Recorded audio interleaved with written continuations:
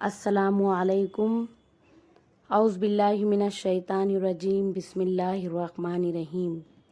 मेरी अज़ीज़ माओ और प्यारी बहनों, आज हमारा तीसरा सबक है।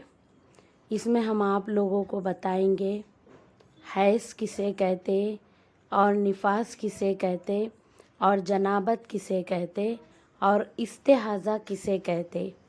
यह हम औरतों के लिए जानना बहुत ही ज़रूरी है। सब में पहले हम बताएंगे हैज़ के बारे में।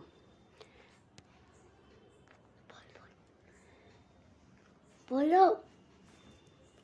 सबसे पहले हम बताएंगे हैज़ के बारे में। हैज़ उसे कहा जाता है जो हमें महीने में माहवारी पीरियड्स जिसे हम कहते उसे हैज़ कहते हैं। और हैज़ की मुद्दत कम से कम हमारे पास 3 दिन और 3 रातें हैं और ज़्यादा से ज़्यादा 10 दिन और 10 रातें हैं। अगर कोई बहन 3 दिन और 3 रातों में पाक हो जाती है, उसके बाद उसको ब्लीडिंग नहीं होता, तो उसके लिए गुस्ल करके नमाज़ पढ़ना फ़र्ज़ हो जाता है, वरना वो गुनहगार हो जाते हैं। और अगर कोई 7 दिन में, 5 दिन में, 8 दिन में पाक हो रहे, 10 दिन में, तो फिर वो 10 दिन का नहाकर गुस्ल करे और नमाज़ पढ़े। और ऐसी हालत में जनाबत करना हराम है।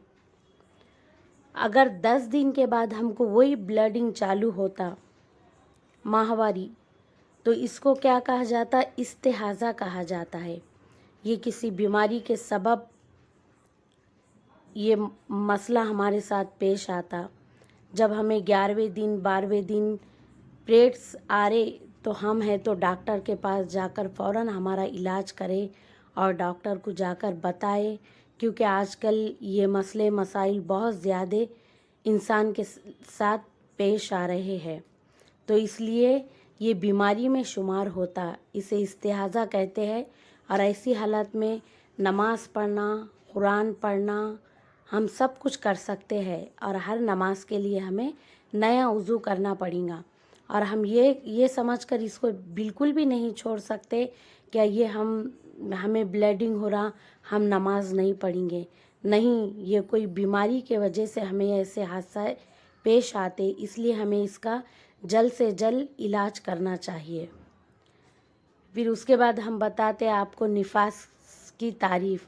निफास उसे कहते हैं जो बच्चे की पैदाइश के बाद औरत का ब्लड जाता है, उसे निफास कहते हैं। निफास की कम से कम मुद्दत की कोई हद नहीं है और उसकी ज़्यादा से ज़्यादा मुद्दत 40 दिन और 40 रातें हैं। अगर कोई 40 दिन और 40 रात से पहले पाक हो गए, तो गुस्ल करके उसके ऊपर नमाज़ पढ़ना फ़र्ज़ हो जाता है। और जनाबत कहते हैं मियाँ बीवी के हम बिस्तरी करने के बाद जो हमें गुस्ल करना हमारे ऊपर फ़र्ज़ हो जाता है, उसे हम जनाबत कहते हैं। देखो बहन, ये चैनल को सवाब के नियत से शेयर भी करें, सब्सक्राइब भी करें। वालेकुम अस्सलाम।